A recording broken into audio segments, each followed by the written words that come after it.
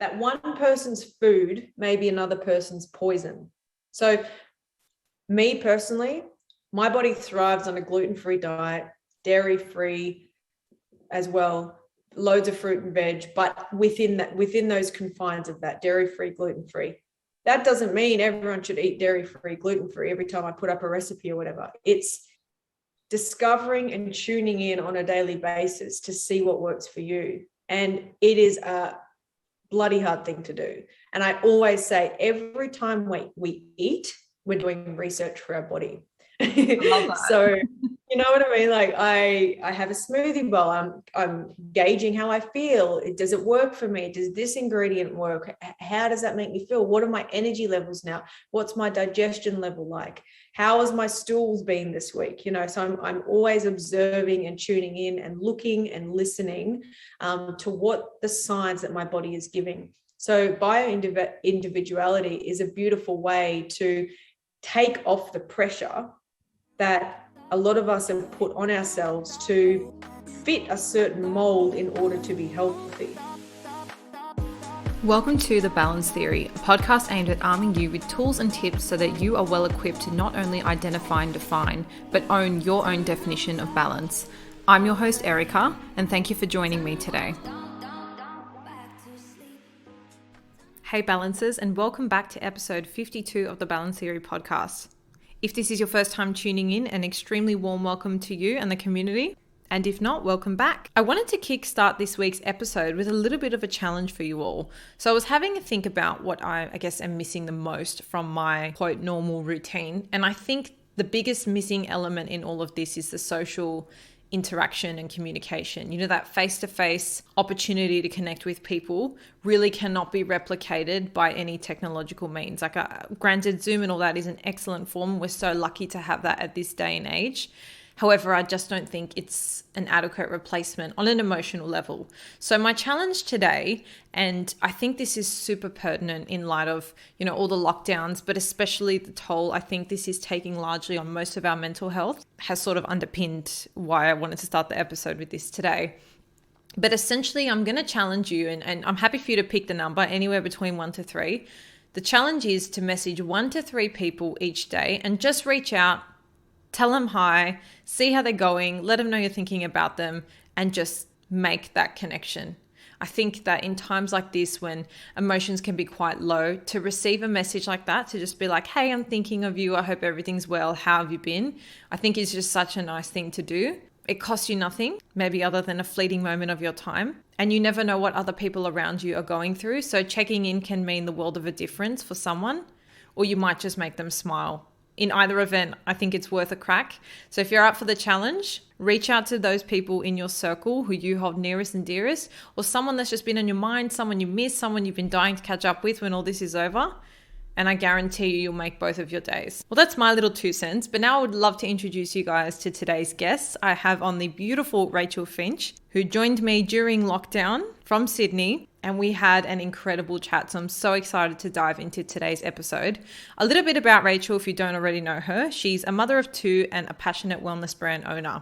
She spent the last decade building a career in the health industry and helping thousands to achieve their wellness goals. She's a certified health coach, yoga teacher, business owner, and TV host. So quite a few accolades under her belt, and we do chat about a lot of her businesses, which is so exciting. Essentially, she just loves being able to share her experience on how to live a more fulfilling life and create a harmonious balance between your mind, body, and soul. And that's exactly what you can expect from today's episode. So other than getting to know Rachael and I guess what she's been up to, we chat a little bit about how her husband and her actually met in a team environment, and how since then they've sort of been sharing in this team spirit and have a combined love for so many things that has fueled a lot of their passions, which I think is just beautiful. She shares some tips on how to prioritize the important stuff, because I think it's all well and good to say, I've got my priorities and my non-negotiables, but sometimes life gets a bit tricky or your routine gets thrown out the door. So it's about in those moments, how do we keep the priorities the most important thing? We have an awesome segment on talking about how to actually schedule in and approach your movement and self-care like you would any other appointment. So for those people who say, I don't have time to do all these things, but I really want to do them, you're going to love this tip. I thought it was awesome in helping you sort of stick to those things that you really just feel like you always miss out on doing. Rach also brings up the whole concept of processing emotions and just allowing space for those sort of things, which for those of you who have listened before know that's something I love talking about and personally am a massive advocate of. So I absolutely love that she brought this up. We talk about this great concept called bio-individuality, which underpins the whole concept of balance immensely. She gives some tips for wanting to make some changes, and the question of when does pushing go too far comes up, and she gives her thoughts on that as well. With so much goodness packed in today's episode, I know there's going to be at least 2 things you're going to take away, and I'd absolutely love to know what those are. So I've popped Rachel's Instagram handle in the show notes below. Tag us both. Let us know what your biggest learning takeaway or hot tip from this episode was, so we can continue to bring you more similar content. And it's just so cool to see what you guys love most from each of the episodes. Before we dive in, if you hadn't had a chance to leave a review or rating on Apple Podcasts, it would mean the absolute world to me if you took a couple minutes out of your day to share your thoughts and help us grow this beautiful community of balancers. You can just jump over to Apple, scroll to the bottom of the episodes and leave a review and rating there. I'm so excited to get stuck into this. Let's dive straight in. Alrighty, joining me in lockdown in Sydney, a big welcome to Rachael Finch. Welcome to the Balance Theory podcast. Hello, thank you so much for having me, beautiful. It's so nice to have you on and get to know you a little bit more and deeper beyond what we see on the gram and online. For those who maybe have been following you or just maybe this is the first time they've seen you online, can you tell us a little bit about everything you're juggling on your plate right now on top of being a homeschool teacher? I know that you generally already have a lot on your plate, so I can imagine that was a spanner to add into the works. But talk to me a little bit about all your businesses, passions, sort of what you've got going on at the moment. Absolutely. I think a lot of parents are in the same situation. So sending all my love to everyone out there trying to be a teacher at the moment. So I am a certified health coach. I'm a lover of all things wellness, feeling good. I just love getting out of bed and feeling amazing. So I'm always on this journey, on this hunt to achieve that. I am a mum of 2 kids. So I've got Violet, who's 7, and I've got Dom, who is 4 now. Goes quick. And with my husband, I run a couple of businesses. So we've got our health and beauty brand Kissed Earth.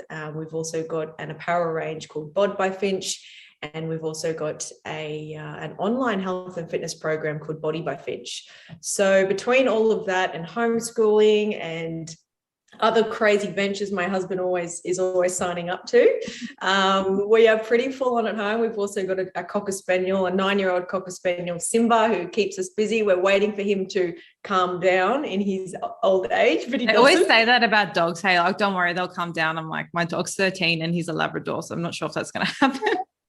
No, it just won't. But it's still good because he still comes on my walks with me, and I walk, for like 5-6K every day, most days, and he loves that. So I'm happy for that.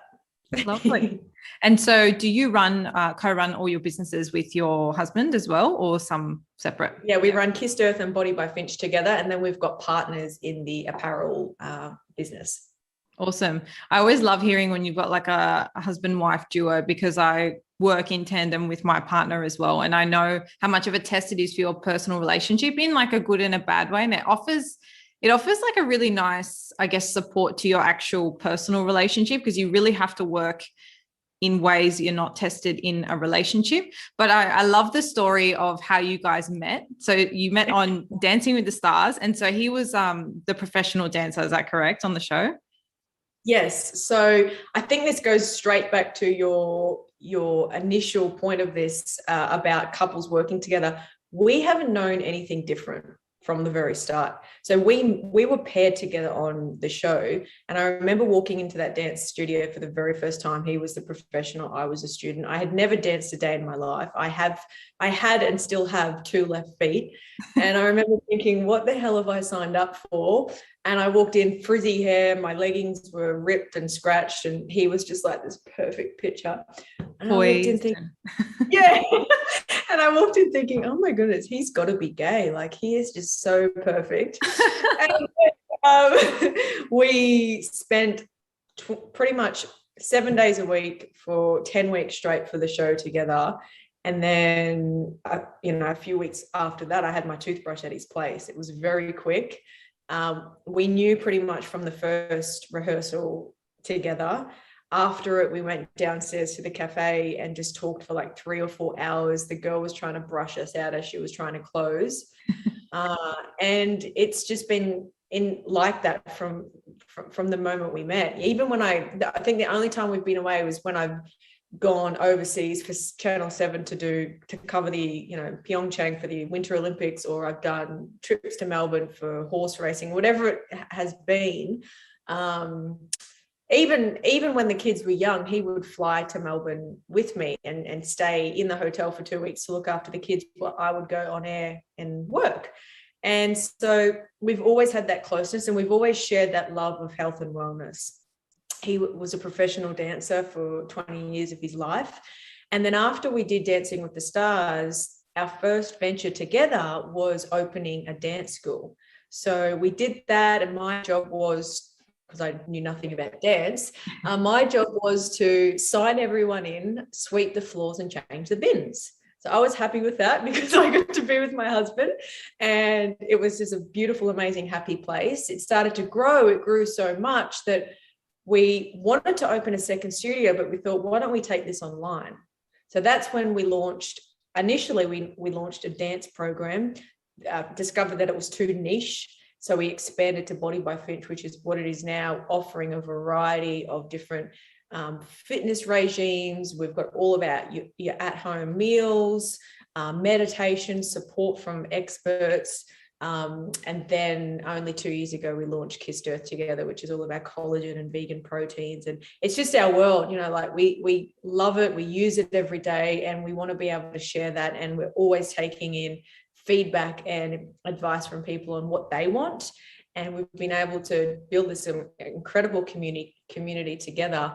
And yeah, definitely there are days that we've had trying and testing elements on our relationship. 100%. I'm like, there's a washing basket right there, and you put your clothes there. If I've got to do this every day, like, just help me out.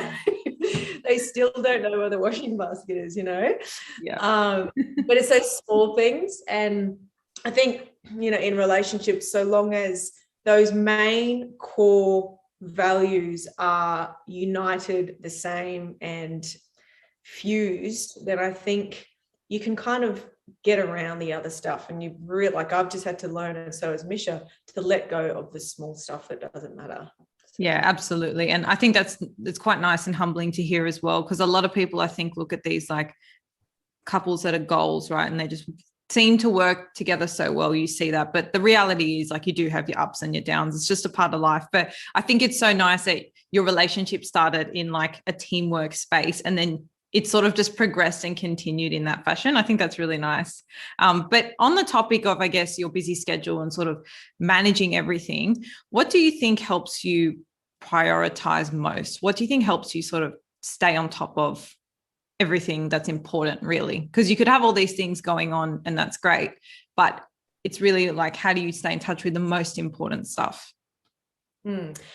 It's challenging, because one side of that answer is there are things that just need to get done, and you just need to do those day-to-day things. Otherwise, life falls apart. For example, at the moment, homeschooling, obviously that's a priority. So those 2 to 3 to 4 hours of her sitting down, doing her math and English is a must each day. So that gets prioritized. Then there are other things that you say, well, my mental health's important, my physical sense is important, my spiritual connection is important. So these are things that I then place on the important level and place as an important factor in my life, and try to prioritize as best that I can. So what I like to do at the start of the day is get up, write a list of 3 things. So 3 things that I need to get done that day. That could be Violet's math and English. It could be go over my tax, that boring job, that one that I keep putting to the side. Probably been on the list for a few weeks. Exactly. And go over the new designs for the new product development that we're creating and give my feedback. So they're the 3 things that I need to get done today, and anything else is a bonus. This is from a work perspective. These are from the day-to-day activities that I need to get done, productivity speaking. Yep. And if I get all those done, it creates this sense of accomplishment. And at the end of the day, I think, well, I've achieved that and I feel good going into the next day. But also, if I get it done early, I've got so much more time for other things. But what I do is I do those at the start of the day. I don't go off and start writing something or do a blog or no, they're boom, boom, boom. They're my 3 things first. If that takes me till 11, 12 o'clock, then I can do other things. Yeah. But when it comes to my personal health, that's something I schedule in like any other appointment. So taking time out for my movement. 30, like Misha knew yesterday that I had Violet up until 1 o'clock and I was just inside all day, head down, bum up on in the books, and I needed to get out. So from 1 to 2, I went for a run, I went for a walk. I needed that. And I came at home and actually had a bath, which was just phenomenal. So I schedule in, or I try and make sure that self-care and that self-love and that self-nurturing is positioned throughout the week as it is any other meeting, appointment, podcast, writing activity, etc. So it's really important for me, for my mental health and my physical and my spiritual health, to make sure that all of these are combined. And it's really hard to do. Like, you're probably going to ask about balance soon. So it's almost impossible to have the balance right. And I don't think the perfect balance really exists, but it is totally different for everyone. So someone like my husband thrives on more work, more social connection, a lot more people, a lot more talking, like he is just an extrovert to the max. If I've ever met an extrovert, it is my husband. I'm the complete opposite. Even though people might think that I'm an extrovert because of what they see on my social media, but I'm the complete opposite. I love my couch. I love my home. I love being told to stay at home. I love that. But so we balance each other really lovely. But the balance for everyone is different. So he can take a lot more work. He wants to do a lot more work. He wants to be more outward all the time and be go, go, go. Whereas I need more inward activity. I need more meditation, nurturing. Okay, I've done 3 hours straight in the laptop. Now it feels like I need 3 hours of meditation just to like a 3-hour bath. Exactly. So it's what works for you. Yeah. And it's for me, it's a matter of tuning in. So every single day I get up and I am listening to what my body needs on that particular day. So yes. I'm not waking up going, I know I need to do this, and I know that today we're going to eat this. No, it's I'm about to get my period, or I'm 2 days away, or I'm ovulating. I feel great. I'm tuning in and making decisions according to where my body's at, what season we're in, what the whole world is doing, what my family is doing, and then I make decisions based upon that. So it's a hard one to get right, but I think, tuning in is one of the biggest and most important things that we can do. Absolutely. There's so much goodness in that I want to unpack. The first thing is about how you make a list of 3. And the reason I love that is because there are things that come up in your day that are unexpected, right? So you can have your perfect morning routine, but then you might wake up and your kid's sick, or you need to take your dog to the vet, all these unexpected things that I think if you have too much that you've planned in one day, or a really, really strict regime, it doesn't allow for life to happen, right? And that relates really nicely to what you said about tuning in, which we'll touch back on in 1 minute when we talk about balance. But the other thing I love that you said that I think a lot of people could take a lot away from, because one of the things I hear a lot is, I don't have time to meditate. I don't have time to meal prep. I don't have time to exercise, right? But if you treat that as you would any other appointment, as you would, a doctor's appointment, as you would servicing your car, paying your bills, whatever you schedule in, if you do the same thing or you treat it in the same way, it's kind of hard not to make time for it. Like, you'll always make time to watch the next season of your favorite TV show, or have a shower, or make your breakfast. Like those are things you already naturally make time for. So I think that's a really nice suggestion, like to just schedule it in as you would any other appointment. But if we circle back to the whole concept of balance now, I totally agree with you. So a lot of people would look at the podcast title, The Balance Theory, and think I'm, talking all about the perfect balance and how to get it right and all that stuff. But I am fully there with you that there is no perfect balance. No 2 days are the same. And in fact, your idea or your relationship with the concept of balance will actually change over time. So now that you've got kids, it's going to look very different to what it did 5-10 years ago. And so I think the biggest thing when it comes to balance, which is sort of something you just mentioned about tuning in, is this concept of flexibility.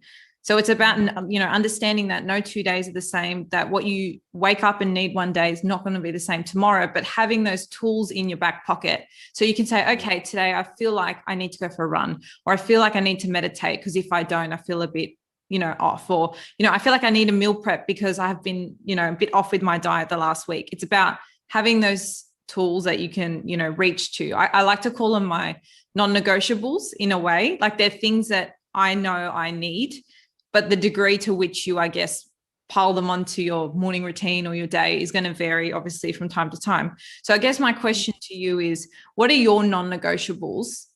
Granted, you may not do them every single day, but things that for you really reground you and help you feel balanced when you feel like you need them. Yeah, 100%. So I've got a few actually, but I've made that they started as a routine. So I would do them and kind of force myself to do it, so that because I knew they were good for me, but now they're a habit. And now it's like it's brushing my teeth. So I wouldn't leave the house without doing it. So when I wake in the morning, I usually wake around 6:30, just before the kids. The kids wake at 7. And I sit either at the end of my bed or on the couch, and I meditate for 20 minutes. Absolute non-negotiable. It literally sets my mind and body up for a very zen first half of the day. And I'm not talking zen as in the whole house is placid and everything's happy. No, of course the kids are running wild and the husband's throwing requests and I'm trying to juggle multiple things, but how I deal with it in my mind and my body is completely different. I can have all this stuff thrown at me, but it's like, it's okay. Yep, it's okay. Yep, because I've taken that time, that 20 minutes, literally to sit and switch my brain off and not just setting the tone. Yeah, and not have any thoughts run through my head. So I'm setting my tone in a calm space through meditation. I have things in my routine in terms of diet and drinks. Like when I get up, I have a really large drink of water with lemon. Half an hour later, I'll have my collagen coffee with my medicinal mushrooms. And then half an hour later, I'll have a specific breakfast or smoothie. I like to dry body brush right before my shower, but it's like tiny little things that have been applied to my day that really don't kind of take up too much time. Like I can dry body brush for 3 minutes and then hop in the shower. That extra 3 minutes is not a big deal. Making sure that I'm having a water every day is obviously setting my body up in a good space. Choosing what type of food that I put into my body is paramount. So if I'm choosing the right things, that means I'm planning for the right things. So when I get up at the start of the day, I'm actually thinking an hour in advance on what exactly I want to make in order to set myself up. Do I need to turn the oven on? Do I need to get anything from the shop? Do I need to whatever? So can relate. I'm always thinking about the meal ahead too. But it's good because it's like I'm constantly thinking about my body. I'm thinking about how I want to feel. Our food is our fuel, right? So I want to get out of bed with an amazing amount of energy that can take me through the day. So if I'm going to be eating shit, then I won't have that. And then so I've got my meditation as non-negotiables. I've got those little things around the house, like my water at the start of the day, my collagen, coffee, my dry body brushing, in summer, I'll do a cold shower. That's a non-negotiable. my exercise, of course, but it can be as simple as just going out, getting out and walking for 20 or 30 minutes. It doesn't need to be this complicated exercise. It's literally just get out and move my body. Yeah, so I mean, it's very basic. Like I jump into a lot of these interviews, and it's interesting because some people expect you to have these like really amazing solutions for things, but it just goes back to basics, you know, like eat good food, eat wholesome food, try and keep the food as close to its original state as possible. Get into bed early. If you know that you're on your screen until 9 and 10 o'clock at night and you can't sleep, switch off the screen. It's telling our brain to stay on.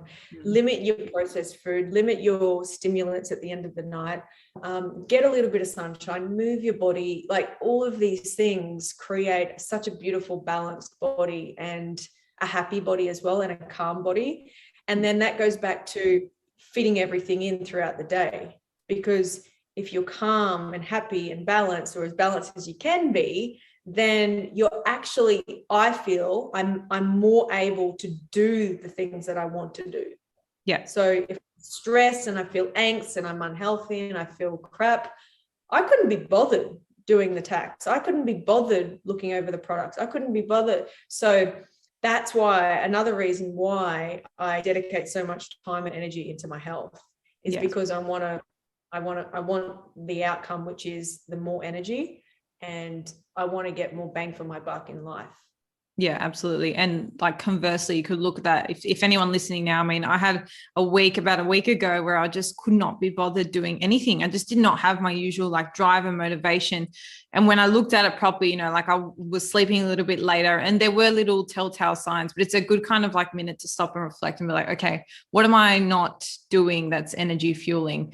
But on that point, because obviously, like, you know, life happens and you still have your bad days, even if your routine's great and you have your tools in your back pocket and whatnot. What for you, when you really have those off days, what is like your go-to? Now, I ask this because I've had some really surprising answers before, and I love them to paint the picture of balance, because what people need in different moments is so unique. Like I've had one guest say they like to take themselves to the movies and just have a whole box of popcorn, and that they just love that because they love like watching their doing acting, and they love just appreciating people's acting, and that just fills their cup. Someone else is a bath, someone else is making sure they have one date night a week. So for you, do you have any like unusual, I know I said I wouldn't ask for specific examples, but anything that people wouldn't expect that for you is like a soother maybe? No, it's a really good question. And I think this, you know, being in COVID right now is a perfect place to ask this, because I consider myself to be uber healthy. And even I, like, more than often have been really feeling it. Like, it's just the restriction and the angst of we can't do this. We can't, like, uncertainty. Yeah. The uncertainty, the fear, the unknown. And I can tell myself, don't let it worry me, let it pass, which I try and do. But it's still every day we switch on the news or we scroll through social media and we're seeing it more and more. Yeah, it's everywhere. So for me, it's definitely become a matter of tuning out and not, you know, paying attention to it, but not letting it affect me on an emotional level as much as I can. On those days, I've got like a few things that I like to do. They're all pretty boring in terms of they're all health related, but definitely not as exciting as going to the movies and eating a bag of popcorn. Granted, you can't do that right now anyway. I imagine that would have been Lola Berry, probably. Correct. Love her. Awesome. But mine is something like, I'm very lucky to have an infrared sauna on my balcony. So I'll jump in that. Excellent. Or I will go down to the beach, dive in the ocean. Like, cannot tell you how much of a difference diving in the fresh water in the ocean makes. I mean, you obviously know the same, that you just feel completely cleansed straight away. I call someone that I know is funny and makes me laugh and is not negative. So I want to be around that positivity. I turn on music, something that makes me feel good, or that I know just a song that I've always loved. Like, I love dancing because obviously where I met my husband. So I'll try and whip out the left feet and have a good time. The sequins and the left feet. So yeah, I've got a few things like that. And on other days, you know what? I don't feel like doing any of that. I just feel like sitting on the couch with a blanket, with my pillow, and importantly, letting those feelings ride through my body. I think this is something, as I've had to learn later in life, that it's not about suppressing and pushing those feelings away. It's about living through that experience of what I'm feeling and allowing my body to go through that, being in that low space, that discomfort. I feel like shit, this is not working, I'm in a bad place. And then just knowing and trusting that it will pass. Yes. So hard as that is to, I guess, just say and without having, like, without seeing the other side yet, it's something that I've really tried to focus on, because, you know, stuff is always going to come up. We're always going to be constantly filled with negativity, comparison, so many different things in life that are going to challenge us. And I think it's important not to constantly put this red cross up, but just allow it to pass through our body and recognize what our body's feeling at that specific time, why we're feeling like that, and then come out of it on the other side with the growth of knowing how our body handled it and how we dealt with that and how we can possibly make that better for next time. Just a quick word from the sponsor of today's podcast. If you haven't paid any attention to the quality of your gym accessories or feel like the ones you have kill your vibe just a little, then this is for you. ESFit is a brand I've co-founded with my best friend to bring all fitness lovers the confidence to sweat in style. I'm talking considered luxe fitness accessories, ranging from cotton bands that don't roll or dig to full-size sweat towels that cover you from head to toe and actually don't take up all the space in your bag. The list goes on, but you can check it all out for yourself at esfit.com.au or on Instagram at esfit_. And for all my beautiful balancers, we're offering $15 off at the checkout when you use the code BALANCE. Yeah, such an important message. And I think, like, automatically, so many of us have been taught, whether by our families or by society, that, you know, you feel things like anger, guilt, shame, just get over it, or like, just don't worry about it. You know, your instant reaction is to not deal with them. But as you just said, I've sort of gone through a similar process started this year through like therapy and education and stuff, and I've learned that all those feelings want airtime. They just want a bit of space. They just, you just need to give them that processing power, and then more often than not, they pass, or you kind of understand the why or the underlying reason why they're there. But I think it's really important, and I love that so many people are, saying this on the podcast, because I do think it is a little bit stigmatized to sit with your own thoughts. A lot of people find it very uncomfortable, and it's not a natural process. It's not something that I think a lot of us were raised with to do automatically. So I love that you've said that, because I think that takes away a lot of the pressure as well to feel like, happy all the time, because it's not a constant state of being. And these negative, or we call them negative, they're just emotions, really. We don't have to put them as positive or negative. They're just emotions, but we do feel them. And, to have that processing where you just give them space, I think just takes the pressure off. And I think that forms a big part of our balance too, because it allows for life to happen. Do you know what I mean? Yeah, I feel like once you develop that idea in your head that you can sit through them and you just need the space for them to pass, like, call me crazy, but it actually becomes easier to deal with. Yeah.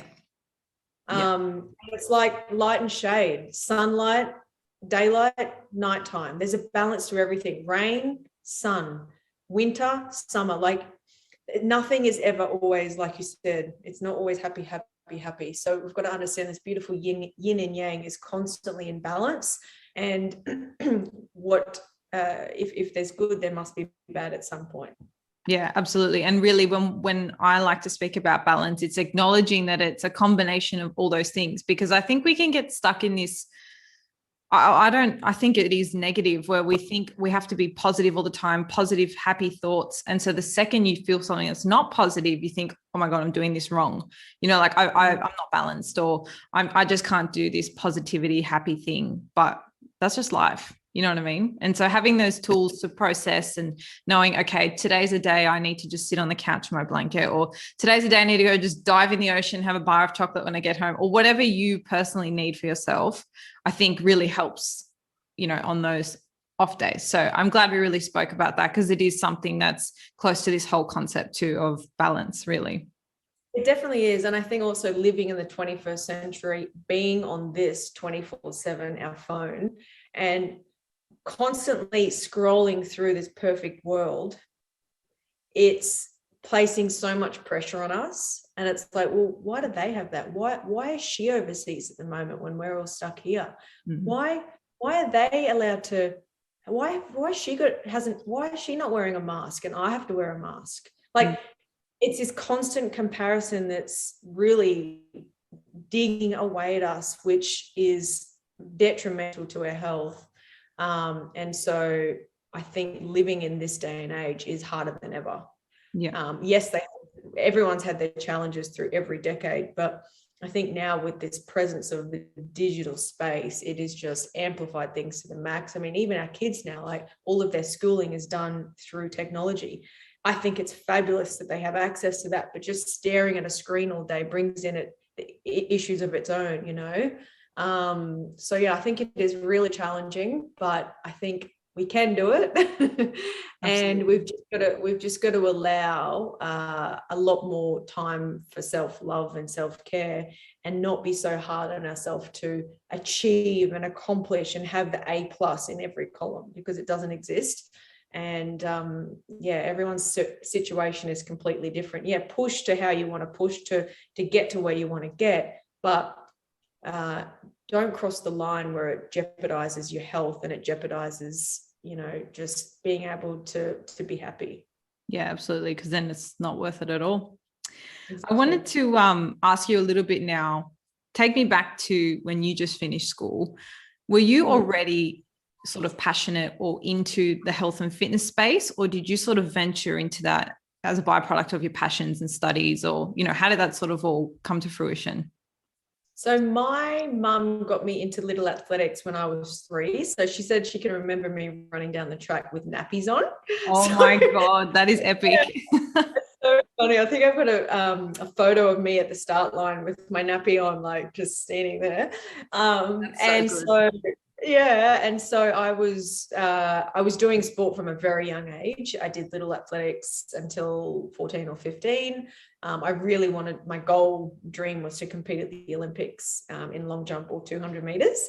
And I also played touch football. I did cross country. I did all the extracurricular activities at school in terms of sport. But when I was 15 and a half in an airport, I had a weird guy approach me, and he was like, "Do you want to enter my local modeling competition?" And I remember thinking, "You got to be kidding me, mate." Like, I looked down and I had scratches, bruises, and scars on my hips from where I just grazes where I just dived in a touch footy comp. And I was like, "Oh yeah, thanks." It took the form and I took it home to mum, and we thought, let's try something different. So we ran around, got all the outfits. I had never really worn high heels before, or like, I was very much a tomboy, still am. And but decided to enter, and I was lucky enough to win that competition.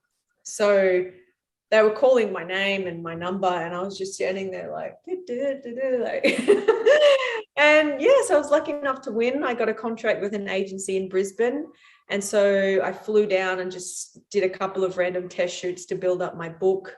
And 3 months in, an agency in New Zealand wanted to have me over for a 6-month stint. So I went there, and then I flew to Singapore, and then I did New York, Germany, and I started just traveling and working and booking different catalogs and walking on different runways for like amazing brands.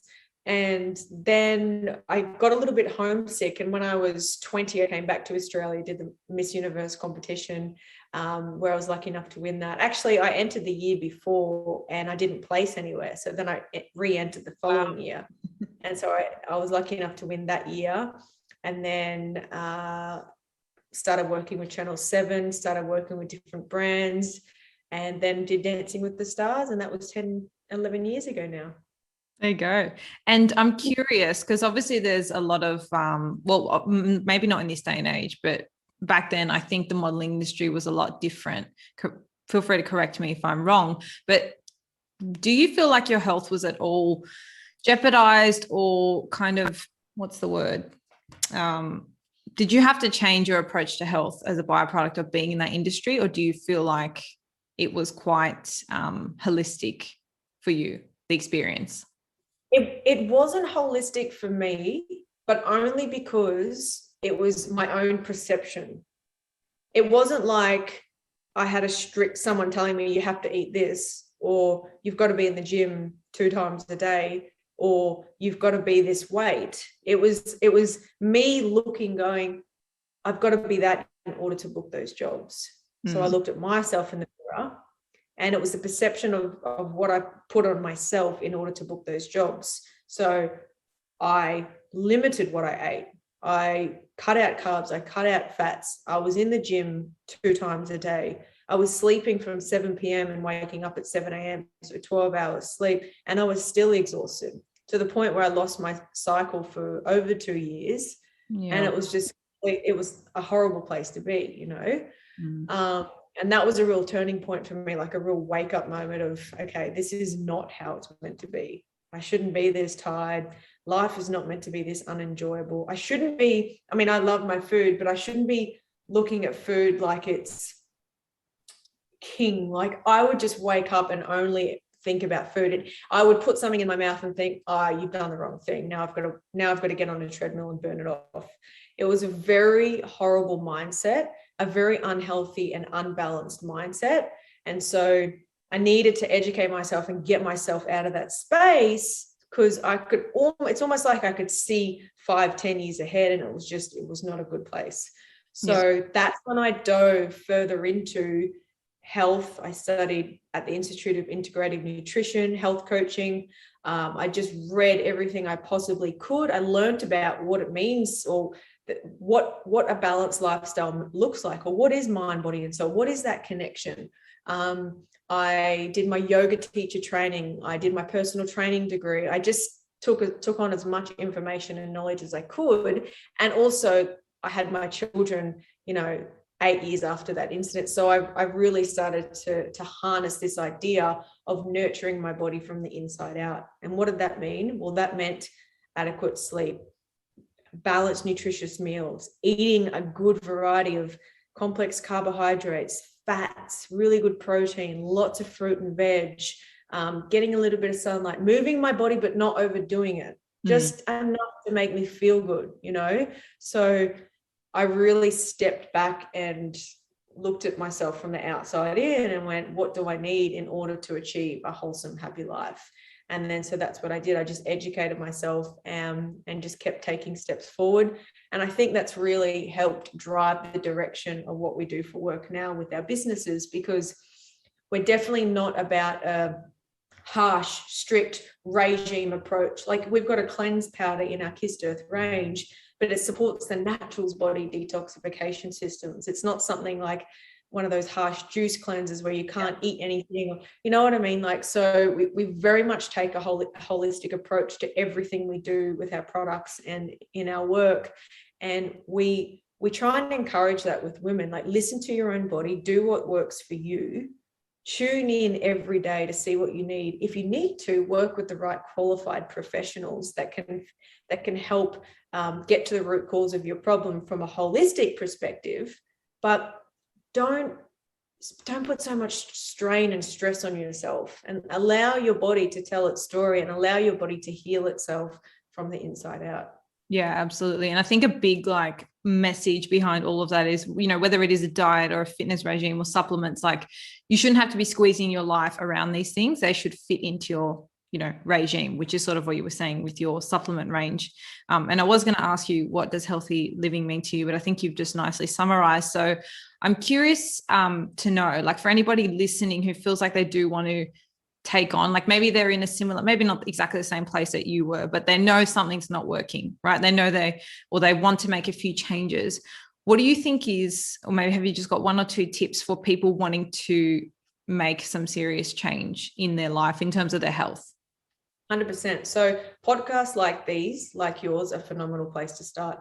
Listen, read, like Educate. you guys are absolutely smashing it, because you're allowing people the access to other professionals or people that have been there in those situations, to give them the advice that it's okay to be there for one, but it's now time to make a change, or a change can happen. So start slow.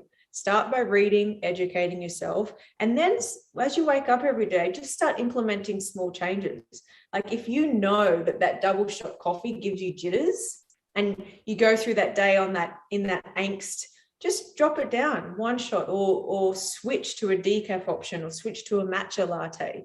If you know that you're getting into bed too late, just make one change. Get into bed an hour earlier, or switch off technology a little bit earlier. If you know that throughout the week, you're having far too many takeaway and processed meals, or you're eating out of a packet too much, switch it up. You know what I mean?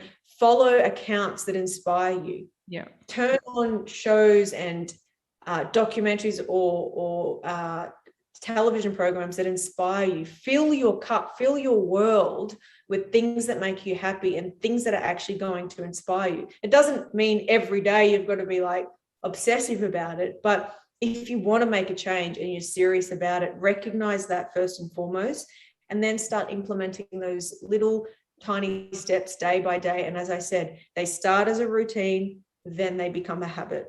I do not second guess getting up and sitting on the end of my bed and closing my eyes for 20 minutes to meditate every day, because I know what it does for my mind and what it does for my body, and ultimately what it does for my family. So it's the flow-on effect, right? Yeah. So think of those things of what you need in your day, and what needs to change in order for you to become more calm, become a lot more wholesome, and then wake up and make those changes and continue to do them. And before you know it, you'll be doing them every day. Yeah, I love that. And another nice part of that is when we talk about balance, right? You've got your 3 areas, which is your health, your relationships. And I called the last area fulfillment instead of career, because I feel like that, then includes full-time mums, which is such a fulfilling thing, but not necessarily a career, right?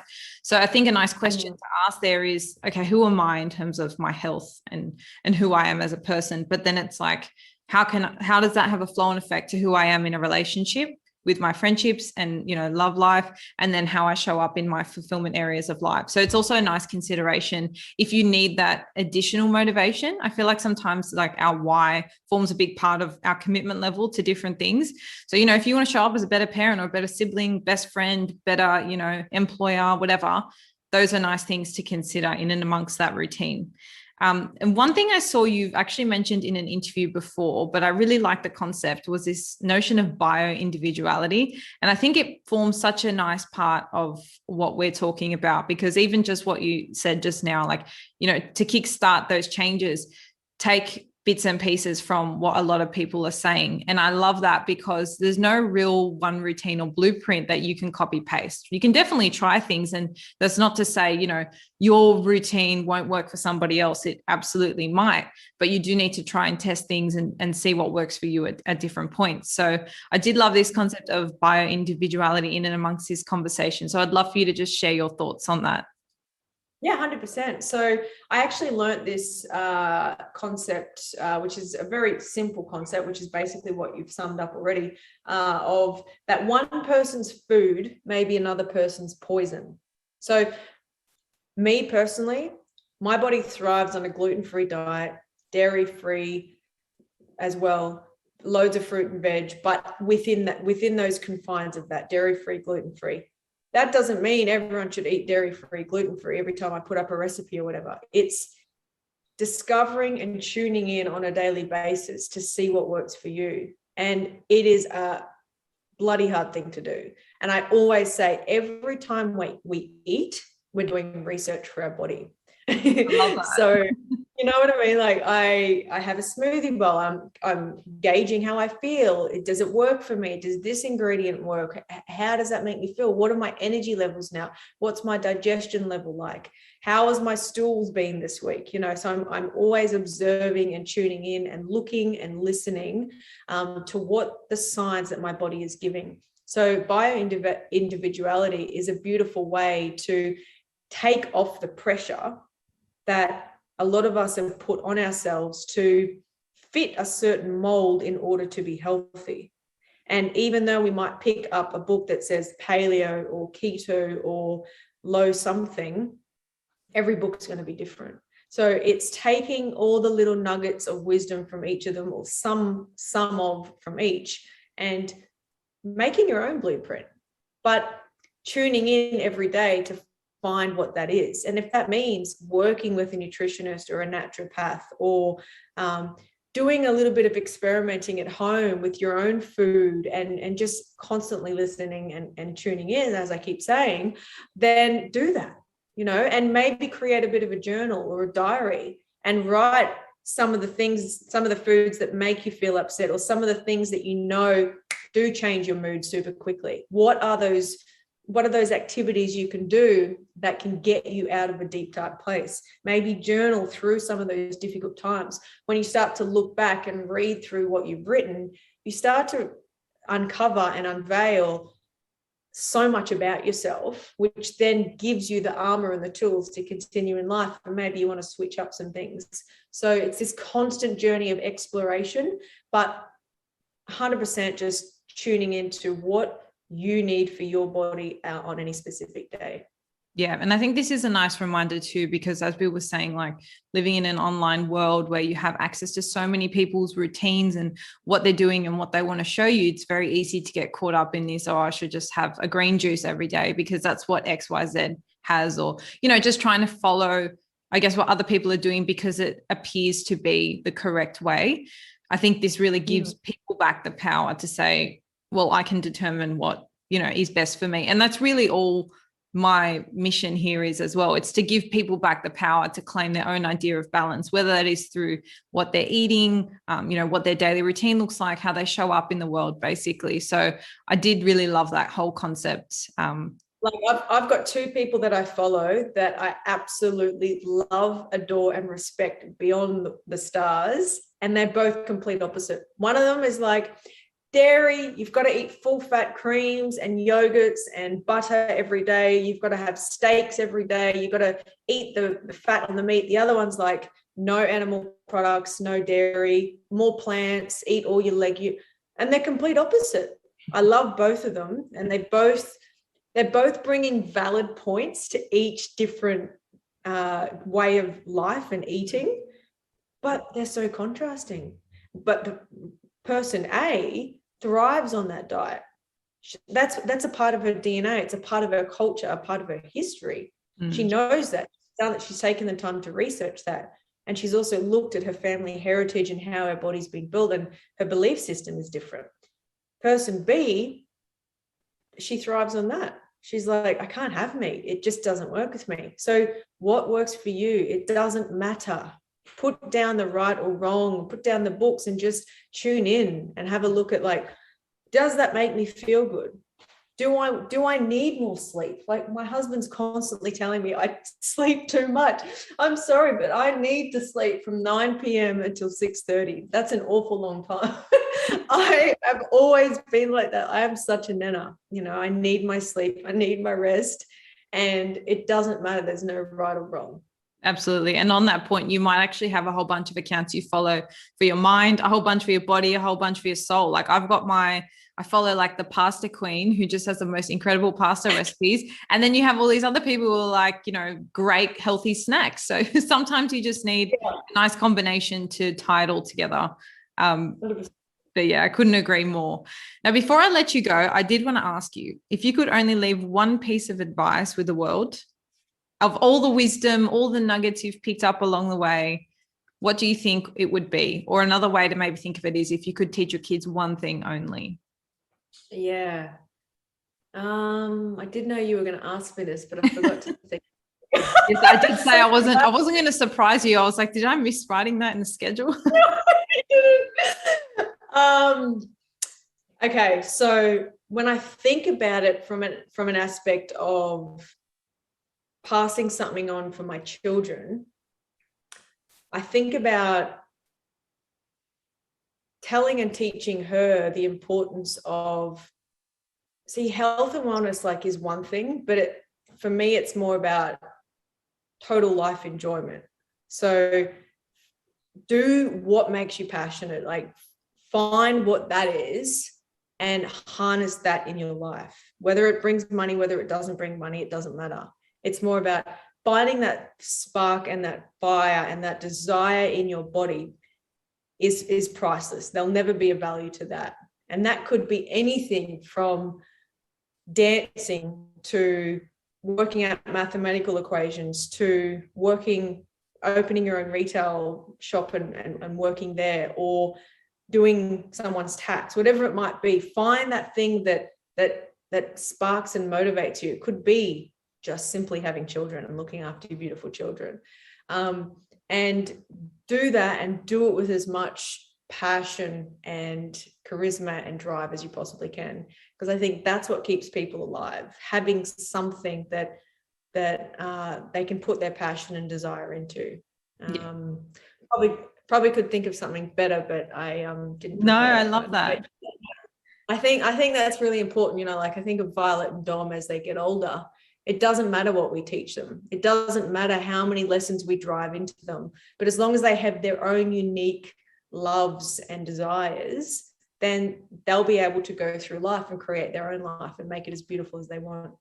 Absolutely. And I think a beautiful part of that is it doesn't have to be the one thing you do and the one thing you only ever do. It can just be, that element can be your hobbies. It can be things you do outside of your 9 to 5, because I think a lot of people get caught up in, I don't wake up every day and love my job. But, sometimes work is just that. It's to pay the bills, it's to have a roof over your head. But as long as you have that outlet, like for me, it's this podcast, and I have an e-commerce business on the side, but my 9 to 5, I'm a corporate lawyer. So, I don't wake up every day like excited, but I have my outlets that ignite my passions. And, hopefully one day they'll be my full-time things as well. But I think that's really nice advice, because I think there is that pressure on people to, just make that their full-time thing. So thank you for sharing that.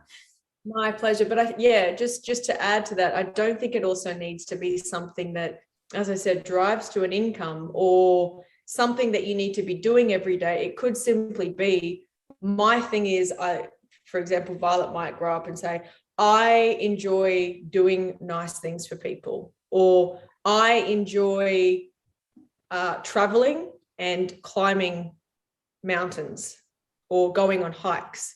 It doesn't need to be something that, like you said, it can be a hobby, but just finding something that fills your cup and fills a part of you that not many other things will. So it's almost like a part of your purpose, right? 100%. Yeah. Oh, I love that. And I know we could probably chat on for days, but I think that's a lovely place to leave the chat. I know everyone would have gotten so much out of our conversation today. So thank you so much for your time. And if people do want to connect with you or follow along your journey, where's the best place that they can do so? So I'm pretty much on Insta every day, Rachael _Finch, stories, and I do lots of lives and everything. So thank you for having me on. It's been an absolute privilege, and sending you so much love in lockdown. Thank you. I'll pop links to all that below, and I'm looking forward to seeing what the next few years brings for you and all your passion projects. Thank you, lovely. And that's a wrap for this week, Balancers. Thank you so much for tuning in. I hope you found this episode useful to some degree in either steering or determining your definition of balance today. As always, the biggest compliment for us is if you share this episode with someone who you feel might need it, or if you're on Spotify, you can click follow, or on Apple Podcasts, you can leave a rating or review.